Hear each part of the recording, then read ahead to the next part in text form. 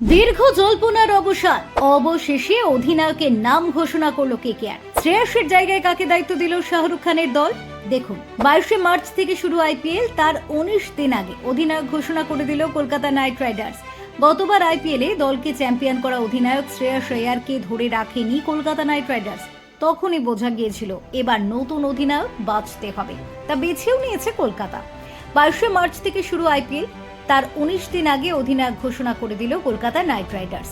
শ্রেয়সের জায়গায় দায়িত্ব দেওয়া হলো আজিঙ্ক রাহানেকে। কেকেআর এর অধিনায়ক কে হবে তা নিয়ে দীর্ঘদিন ধরেই জল্পনা চলছিল, আর তালিকায় রাহানের সঙ্গে ছিলেন ভেঙ্কটেশ আইয়ারও।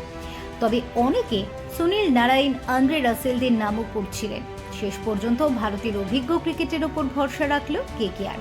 ঘরোয়া ক্রিকেটে মুম্বাইয়ের অধিনায়কত্ব করেন রাহানে। এবার আইপিএলেও দেখা যাবে তাকে। পাশাপাশি ভেঙ্কটেশকে দেওয়া হয়েছে সহ অধিনায়কত্বের দায়িত্ব। এবারের আইপিএলের নিলামে ভেঙ্কটেশের জন্য সবচেয়ে বেশি 23,75,00,000 টাকা খরচ করেছে কেকেআর। তুলনায় রাহানেকে তার ন্যূনতম মূল্য 1.5 কোটি টাকায় কিনেছে কলকাতা। সেই কারণেই মনে করা হচ্ছিল ভেঙ্কটেশকে সম্ভবত অধিনায়ক করা হবে। ভেঙ্কটেশ নিজেও জানিয়েছিলেন তিনি দায়িত্ব নিতে প্রস্তুত, কিন্তু শেষ পর্যন্ত অভিজ্ঞতার উপর ভরসা রেখেছে শাহরুখ খানের দল।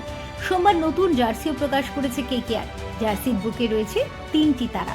3বার আইপিএল জেতায় 3টি তারা জায়গা পেয়েছে জার্সিতে। মার্চ মাসের 3 তারিখে জার্সি প্রকাশ করা হয়েছে। মার্চ মাসও বছরের তৃতীয় মাস।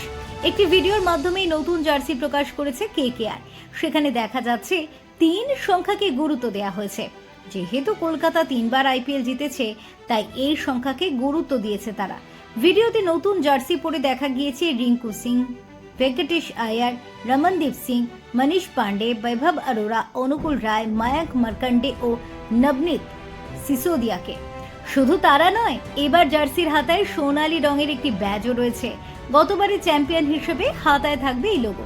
এবার থেকে এই নতুন বিষয়টি দেখা যাবে। কেকেআর এর মূল মন্ত্র করব, লড়ব, জিতব। সেটিও 3টি শব্দ, তাই সেই মন্ত্রকেও ভিডিওয়ে তুলে এনেছে কেকেআর। কেকেআর এর অধিনায়ক ঘোষণার ক্ষেত্রে এই 3 সংখ্যা গুরুত্ব পেল। দুপুর 3:33 রাহানের নাম ঘোষণা করলো তারা। Bureau report, TV7 Bangla.